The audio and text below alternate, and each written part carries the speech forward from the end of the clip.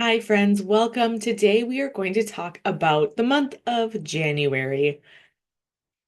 So, welcome if you're new here or welcome back. And my name is Nicole Haugen, as I said in the intro, and I want to talk today about January. So, a lot of times during December, we have a lot of people reaching out and checking in to see how we're doing because people know just statistically that December is a really hard month, that in December suicide rates are higher. And so a lot of times people will check in with you around Christmas time, right? They're like, oh, they lost a loved one. I wonder how they're doing. And so you get a lot of additional support or a lot of additional check-ins during December.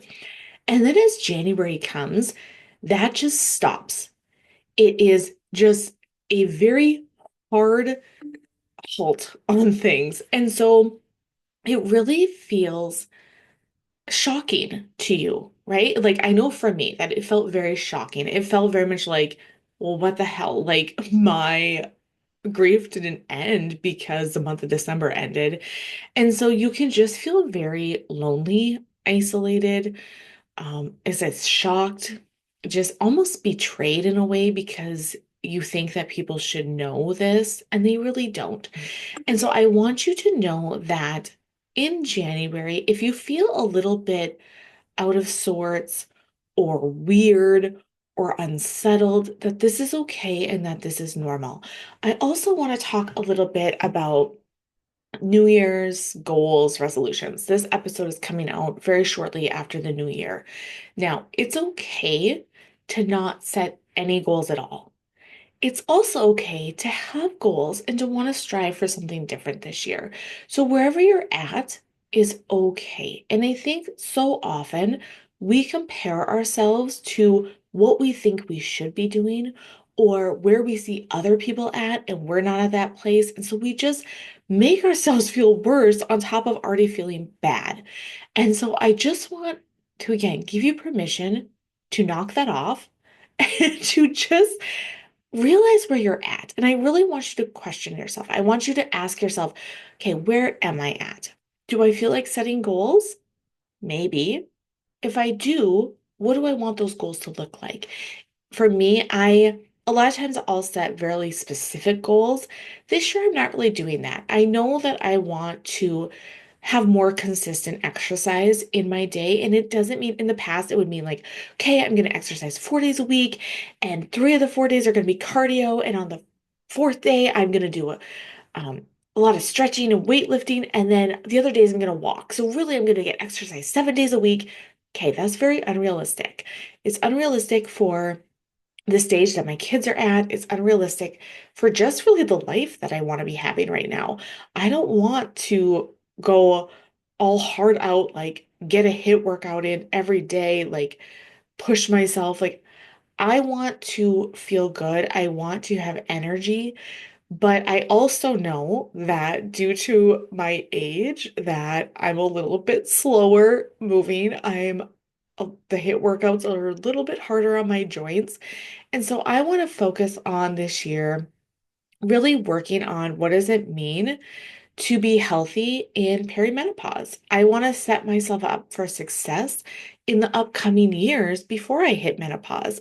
And so that's really what this year's look like. This year's going to look like for me. I want to have a lot more education in how much protein should I have? What is a good weightlifting schedule for me? So kind of doing that. And that doesn't I want you to check yourself also.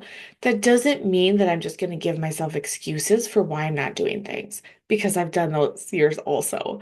So if you are at a place where are like, I do not want any goals, just getting up in the morning is a win for me. Even getting out of bed is a win for me.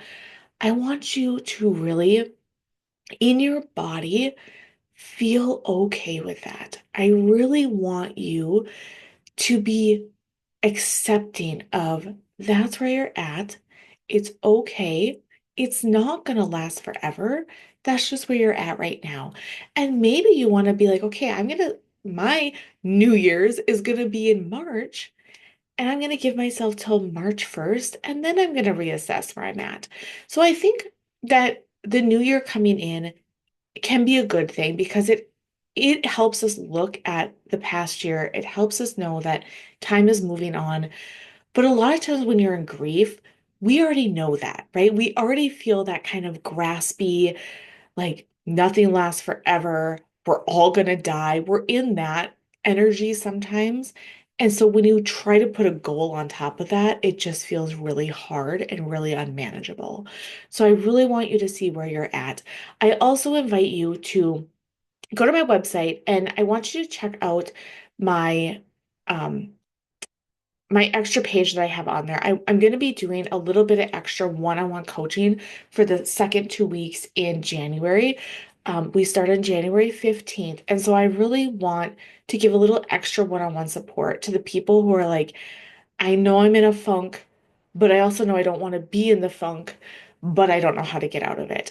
So I'm going to do a little more one-on-one coaching through Voxer where you can just message me directly and I message you right back.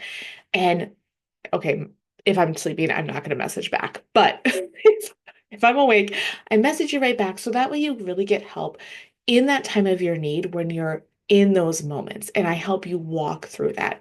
So I want you to go check that out. Go to my website, nursegriefcoaching.com. And I'm praying for you guys. And I hope that you have a very best possible day that you can. And I'll see you next week.